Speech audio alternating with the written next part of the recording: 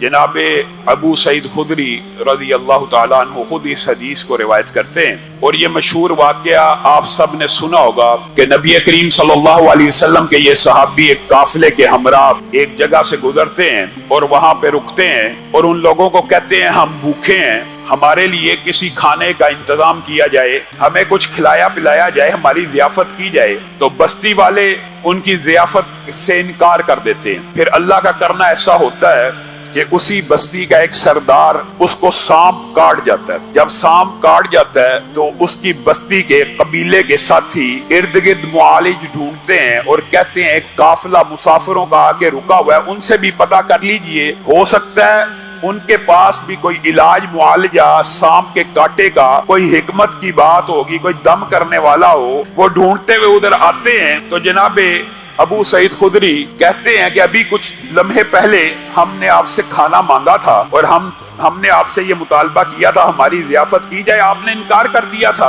अब बारी अगर हमारी आई है तो हम भी आपका इलाज बिला मुआवजा नहीं करेंगे। कहा कितना मुआवजा लोगे? इलाज है, इलाज मौजूद है।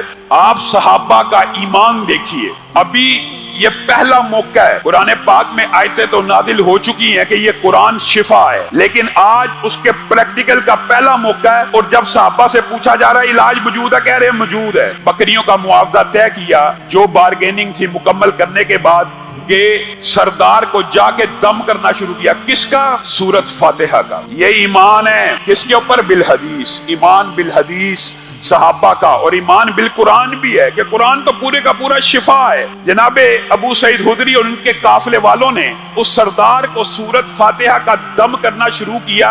एक मर्तबा पड़ी, दो मर्तबा पड़ी, दम करते चले गए। जहर जिस्म से ऐसे भाग निकला कि कभी सांप काटा ही ना होगा। सरदार बिल्कुल ठीक हो गया। जो मुआवजा तय था बकरियों का वो तय पा चुका था, वो बकरियां उनको दे दी गई। अब पहली बात तक तो ईमान कामिल मुकम्मल था कि कुरान पाक में शिफा है। सूरत फातिहा को पढ़ के फूंका कि इब्तिदा जिस सूरत से हो रही है, अगर उसी में शिफा नहीं तो बाकी कुरान में आगे चल के किन आयात में होगी, यही पढ़ के फूंकते हैं। लेकिन जब बकरियां मिल गईं तो सहाबा ने कहा इनको आपस में तकसीम कर लीजिए।